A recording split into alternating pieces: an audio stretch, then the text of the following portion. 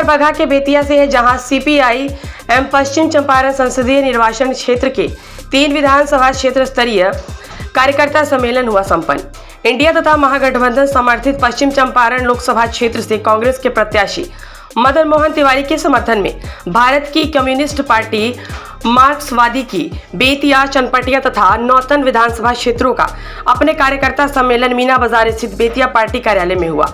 सम्मेलन का उद्घाटन पार्टी की बिहार राज्य सचिव मंडल सदस्य प्रभुराज नारायण राव ने करते हुए कहा कि नरेंद्र मोदी की संविधान विरोधी तानाशाही सरकार को उखाड़ फेंकने के लिए मदन मोहन तिवारी को हाथ छाप पर बटन दबाकर भारी मतों से विजयी बनाने का आह्वान किया।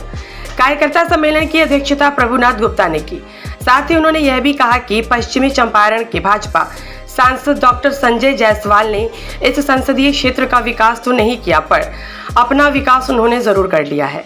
क्षेत्र में हल्की सी भी बारिश होती है तो वह क्षेत्र कीचड़ में हो जाता है। सम्मेलन को पार्टी की जिला कमेटी के सचिव चांसी प्रसाद यादव, जिला सचिव मंडल सदस्य मोहम्मद हनीफ, शंकर कुमार राव, प्रकाश वर्मा, सुशील श्रीवास्तव, वीके नरूला सहित कई गणमान्य ने संबोधित किया। पश्चिम चंपारण संसदीय निर्वाचन क्षेत्र के मार्क्सवादी कम्युनिस्ट पार्टी के जो कार्यकर्ता हैं, उन कार्यकर्ताओं का हम लोग यहाँ कार्यकर्ता सम्मेलन अपना पार्टी कार्यालय में मीना बाजार स्थित किए। मुख्य रूप से हमारी समझ है कि पश्चिम चंपारण संसदीय निर्वाचन क्षेत्र से जो हमारे महागठबंधन और इंडिया समर्थित उम्मीदवार हैं कांग्रेस के मदन मोहन तिवारी, उनको जिताने का हमारा मुख्य लक्ष्य है। और भारतीय जनता पार्टी के यहाँ जो उम्मीदवार हैं संजय जायसवाल जो हैं, उनको कैसे पराजित किया जाए, ये सवाल कार्यकर्ता सम्मेलन में रखा गया।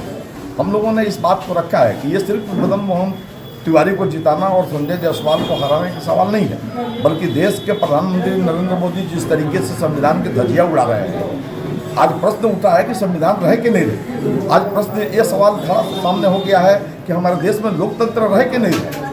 जिस तरीके के तानाशाहियत वो कायम किए हुए हैं, धर्मनिरपेक्षता यहाँ रहे कि नहीं है। रोज़ हिंदू मुसलमान की वो बात कर रहे हैं, और ज्यों दूसरा चरण चुनाव खत्म हो गया, तीसरा चरण का चुनाव खत्म हुआ था, और ज़्यादा वो अलवल बोल रहे हैं। ये जो ये मंगलसूत्र जो है बेचकर मुसलमानों को लोग दे देगा, ये अति पिछड़े जो है दलित वर्ग के जो हैं उनका जो हक मिलने वाला है ये मुसलमानों को लोग दे देगा। इस तरीके से धार्मिक उन्माद फैलाने का जो संविधान कतई अलाउ नहीं करता। हम लोग लगातार चुनाव आयोग को लिख रहे हैं कि सख्त से सख्त कार्रवाई नरेंद्र मोदी पर किया जाए, लेकिन चुनाव आयोग इस पर ध्यान नहीं दे रहा है, क्योंकि ये उन्हीं का पिट्ठू है, उन्हीं का बनाया हुआ राजीव कुमार जो चुनाव कमिश्नर है, वो इसलिए वो ध्यान नहीं दे रहा है।